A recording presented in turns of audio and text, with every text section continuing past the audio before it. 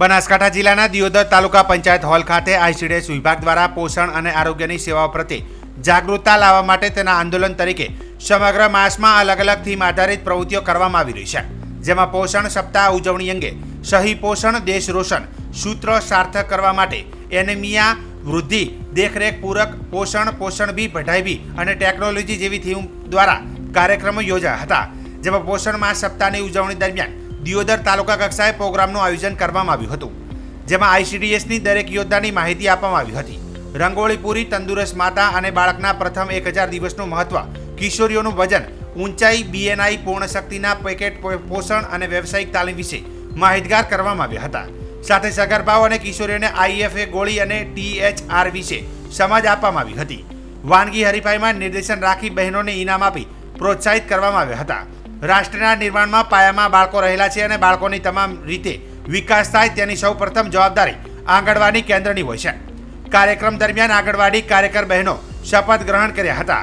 કાર્યક્રમ હેઠળ તાલુકા પંચાયતમાં એક પેડ માં કે નામ અભિયાન અંતર્ગત વૃક્ષારોપણ કાર્યક્રમ કરવામાં આવ્યો હતો. આ કાર્યક્રમમાં જિલ્લા પ્રોગ્રામ અધિકારી ઉષાબેનના માર્ગદર્શન હેઠળ કાર્યક્રમનું આયોજન કરવામાં આવ્યું હતું. સાથે દિયોદર CDPO દિયોદર 1-2 ઘટકના મુખ્ય સેવિકાઓ આંગણવાડી કાર્યકરો સહિત સ્ટાફના લોકો ઉપસ્થિત રહીને કાર્યક્રમને સફળ બનાવ્યો હતો. નમસ્કાર.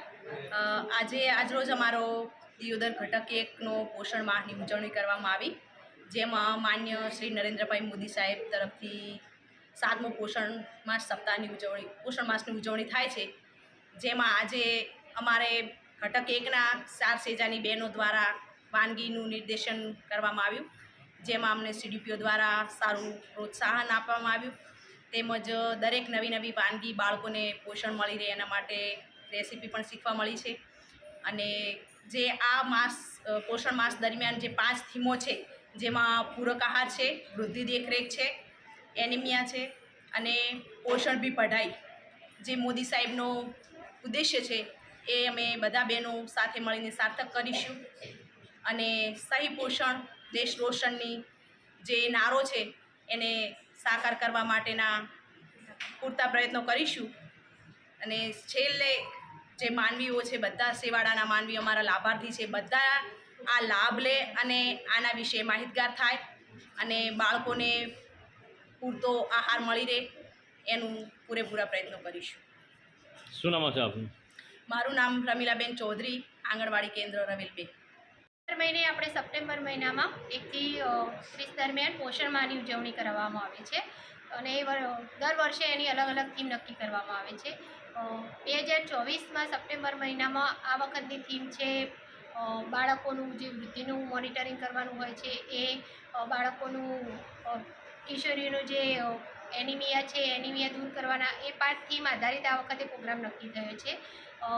ઘટક 1 આપણે આઈસીડીએસ દિયોદર 1માં આજે પ્રોગ્રામનું આયોજન કરવામાં આવ્યું છે, જેમાં બહેનોને વાનગીઓનું નિદર્શન